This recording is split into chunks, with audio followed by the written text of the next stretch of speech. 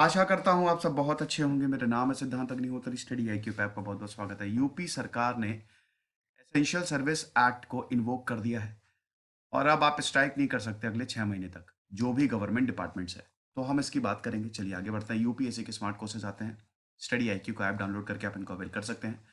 Insta पे मैं आ गया और रात 8 से 10 बजे तक मैं सारी क्वेरीज आंसर करता हूँ। पिछले 2-3 दिनों से मैं नहीं कर रहा हूँ, कर दूंगा आज, पक्का आज कर दूंगा, चाहे जो हो जाए।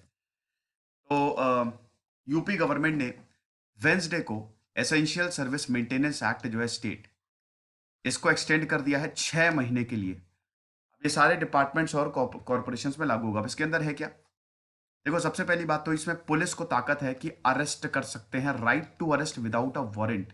तो भैया आप समझ गए ना? लेकिन नहीं, कुछ समझ में आ रहा है? समझो यार थोड़ा। बहुत समझ बोल दिया। ईएसएमए की बात करें तो ये पार्लियामेंट ऑफ इंडिया का एक्ट है।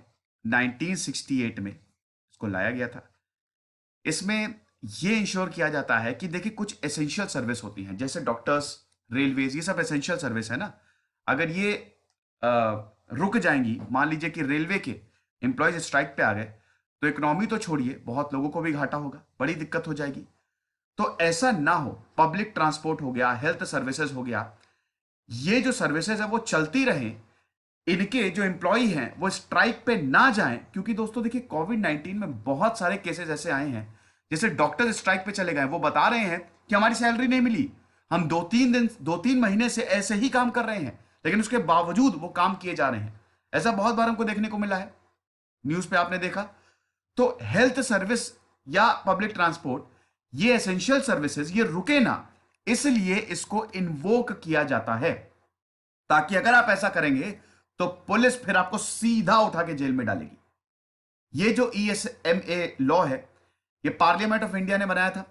कॉन्करेंट लिस्ट के अंदर आता है ये, 7th schedule of the constitution of India. Concurrent list आपको पता है, ये 3 लिस्ट होती है, state list, union list, concurrent list. Concurrent मतलब स्टेट और यूनियन दोनों। अगर आप वायलेट करेंगे, हालांकि इसमें आपको बता दो कि ईएसएमए स्टेट वाइज कानून बनाए गए हैं, हर राज्य में अलग अलग हिसाब से प्रोविजंस है। सेपरेट मतलब each state has a separate state essential services maintenance act, जो सेंट्रल से थोड़ा सा स्लाइटली वेरिएशन है उनका, थोड़ा सा अलग है।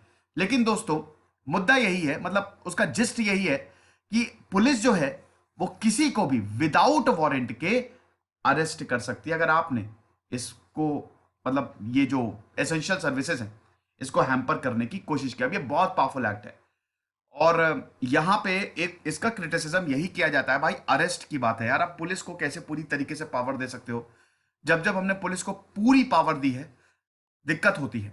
तो पुलिस का पावर मतलब, ये ठीक है, कोर्ट है, सब कुछ है, लेकिन एक तरीके से पुलिस को पावर दे देता है, तो ये बहुत पावरफुल एक्ट है। और कई बार क्या होती है, एम्प्लॉयज की जेन्युइन डिमांड्स है। अब भाई डॉक्टर्स बोल रहे हैं कि हमारी सैलरी नहीं मिली है, भाई उनकी जेन्युइन डिमांड्स है ना। तो कई बार ये एक्ट जेन्युइन डिमांड्स को सप्रेस करने के लिए काम आता है। ये बहुत पावरफुल लॉ है ना, कि भैया अरेस्ट कर लेंगे हमको, तो कुछ नहीं कर पाओगे। अब इसका एग्जीक्यूशन जो है वो डिपेंड करता है स्टेट पे। It depends on the description of state government. हालांकि इस लॉ को बहुत ही कम बार यूज किया गया भारत में। अच्छी बात यह है कि भारत में इस लॉ को बहुत बहुत बहुत कम बार यूज किया गया है। कई बार हमने देखी है कि पब्लिक ट्रांसपोर्ट, मतलब कई बार लोगों ने हड़ताल कर दी है, डॉक्टर्स ने हड़ताल कर दी है, और हफ्ते हफ्ते तक चली है, उसके बावजूद कभी भी सरकार ने इस एक्ट का यूज नहीं किया। ठीक है, हुआ है लेकिन बहुत बहुत बहुत कम। लेकिन इस बार यूपी गवर्नमेंट ने इसको यूज किया है और 6 महीने तक आप स्ट्राइक्स जो हैं वो नहीं कर सकते। अब दोस्तों, सरकार का ये भी है ना कि देखो भाई, कोविड-19 सिचुएशन है, आप दोनों पक्ष को समझिए। अगर सरकार इस तरीके के एक्ट नहीं लाएगी, तो फिर मान लो कि अब जैसे हेल्थ सर्विसेज हैं, अब इस समय हेल्थ सर्विसेज की बहुत ज्यादा आवश्यकता है। मान लो कि वो स्ट्राइक पे चले गए, 6 महीने के लिए है, ठीक है, ऐसा नहीं कि हर वक्त के लिए, 6 महीने के लिए है। तो मान लो स्ट्राइक पे चले गए, तब तो इकोनॉमी ठप हो जाएगी, लोगों का क्या होगा? लेकिन दूसरा पर्सपेक्टिव यही है कि लोगों की डिमांड्स का क्या, यहाँ पे जो एम्प्लॉय काम कर रहे हैं उनकी डिमांड्स का क्या। ठीक है, तो ये एक्ट के बारे में आपको पूरा पता चल गया। अब गवर्नर परमिशन देता है, ठीक है। यहां पे गवर्नर जो है यूपी की, वो है आनंदीबेन पटेल, और उन्होंने नोटिफिकेशन जारी किया। और उसके बाद ये जो नोटिफिकेशन है, it was issued by additional chief secretary Mukul Singhal. और इसको एक्सटेंड किया, ध्यान दीजिएगा, एक्सटेंड किया गया है, ये 22 मई से ऑलरेडी था, ठीक है, 6 महीने तक इसको और एक्सटेंड किया है। सजा कितनी, अच्छा सजा तो बताई नहीं मैंने, अगर मान लीजिए आपकी स्ट्राइक कर रहे हो और अगर आपने स्ट्राइक की, मान डॉक्टर्स ने स्ट्राइक किया और उनको जेल में डाल दिया गया, तो आपको 1 साल की सजा हो सकती है, या फिर फाइन भी आपको 1,000 का भरना पड़ सकता है, या फिर दोनों।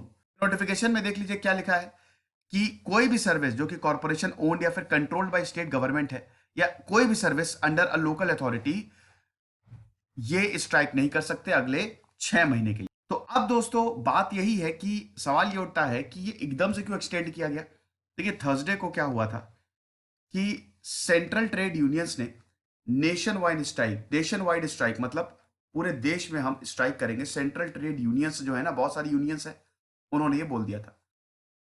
25 करोड़ लोग, वर्कर्स जो है, वो इस स्ट्राइक में पार्टिसिपेट करने वाले थे। 10 सेंट्रल ट्रेड यूनियंस थे जिन्होंने बोला कि हम स्ट्राइक पे जाएंगे।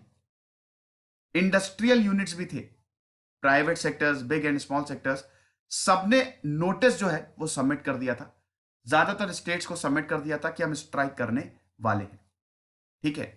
तो इसीलिए भाई आप समझ ही रहे हैं कि सरकार के तो हाथ पांव फूल ही जाएंगे कि भैया अगर 25 करोड़ वर्कर्स स्ट्राइक पे चले जाएंगे तो सब काम धाम बंद हो जाएगा। तो ये एक्ट जो है वो लगा दिया गया, बट अगेन जेन्युइन डिमांड्स जो वर्कर्स की है वो माननी चाहिए, वरना फिर ऐसे कैसे चलेगा। फिलहाल ये लेक्चर था, तो आई होप आप समझे होंगे, ये देख सकते हैं आप, ठीक है। चलिए तब तो मैं बता ही चुका हूँ, इसमें एसेंशियल सर्विस जैसे पोस्ट, टेलीग्राफ, रेलवे, एयरपोर्ट, जो एसेंशियल सर्विस होता है ना, जो अगर रुकी तो इकोनॉमी भी जाएगी और लोगों के लिए भी बड़ी दिक्कत होगी। ये सब खुश रहिए, पढ़ते रहिए। देश से सिद्धांत तक नहीं उतरी, साइनिंग ऑफ। जानने से पहले मेरा टेलीग्राम चैनल है, 12,000 सब्सक्राइबर है। देखिए मुझे, आप सोचते होंगे कि सर ऐसा क्यों बोल रहे हैं, मुझे कोई प्रॉब्लम नहीं है, ठीक है, अच्छी बात है, वहां पे भी इंफॉर्मेशन डाली जा रही है, बट मुझे ये नहीं पता कि मेरे फेक चैनल में क्या डाला जाता है। कल को मान लीजिए कि आपसे पैसे मांगने लगे या कुछ, फिर वो मेरी जिम्मेदारी होगी ना, आप मुझसे बोलेंगे, लेकिन वो मेरा चैनल है ही नहीं। तो कभी भी जितनी भी स्टडी आईक्यू की फैकल्टीज हैं, उनका आप ओरिजिनल चैनल जहां पे भी उन्होंने अकाउंट्स बनाए हैं वही ज्वाइन करें। तो अभी मेरे चैनल पे कुछ 12,000 सब्सक्राइबर है, ये वाला ज्वाइन करें। Thank you so much.